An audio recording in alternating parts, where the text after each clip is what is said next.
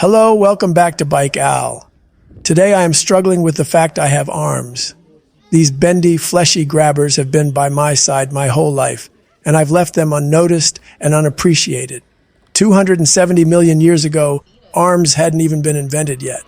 Legs were 115 million years ahead of the first known arm in mammals, and the predators were pretty pathetic. So running away was the only strat you really needed. But things always evolve and grow as the environment kills off the weaker animals. And one day around 270 million years ago, after 100 million years of trying to grab stuff with their front legs like a little bitch, a mammal was born with arm version 1. And 270 million years of arm evolution later.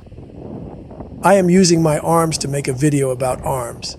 Flexors, extenders, abductors, and adductors, they really do it all. And I'm not even talking about the appendages on the end. You gotta wait for the hand video. So join me as I take you through some great things our arms have done. Throwing! Have you ever seen a brown bear use a projectile in a fight? Or a gorilla hit a small target from 20 meters away? No, you haven't. Luckily, these types of mammals haven't fully evolved the shoulder blades needed, and they don't have the neurological pathways needed to perform these fast and accurate throws. Thank fuck! Imagine being face to face with a gorilla that can hit you with a huge rock with sniper-like aim.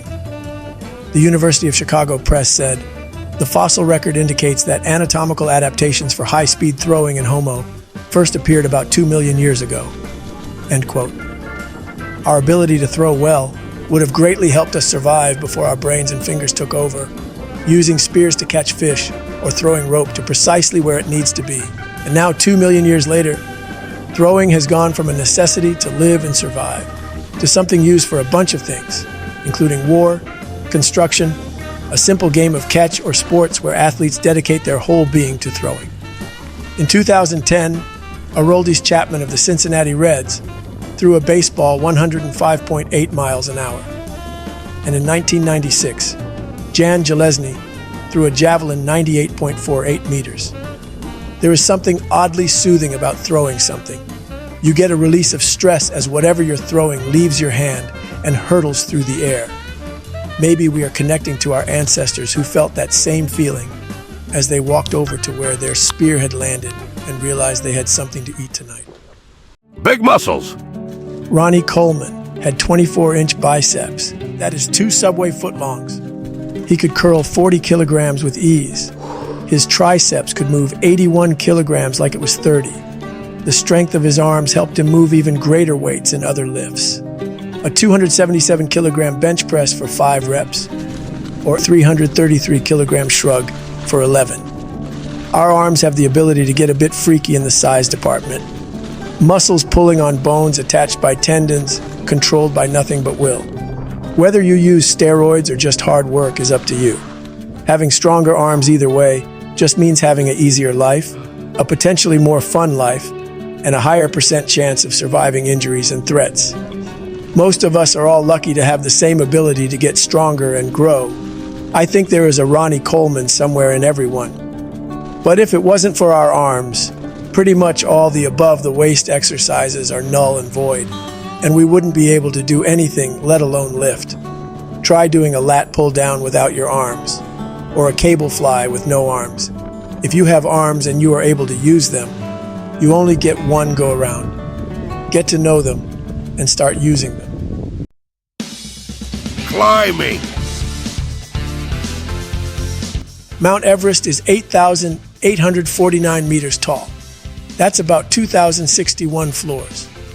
That's about 55,000 stairs, which would take about 24 hours of continuous climbing. Now picture that in minus 20-degree temperatures, climbing up ice walls and huge rocks.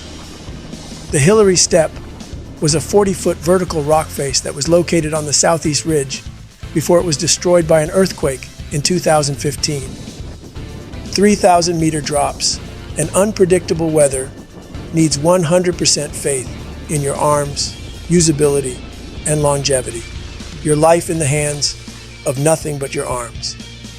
These bodies we have, really are pretty incredible.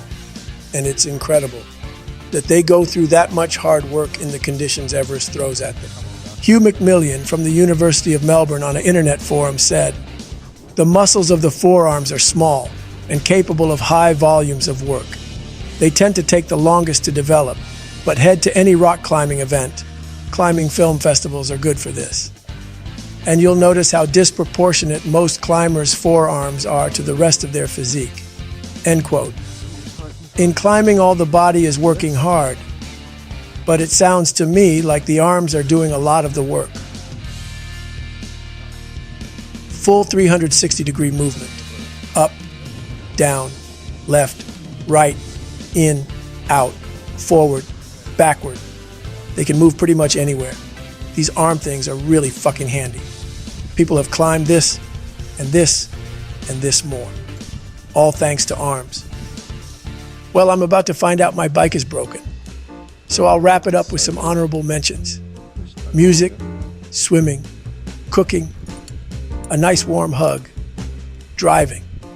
We really are fortunate to have these human arms, the complex network of veins, the cells working hard, doing whatever they do, tough bones, and millions of other moving parts to make it all work.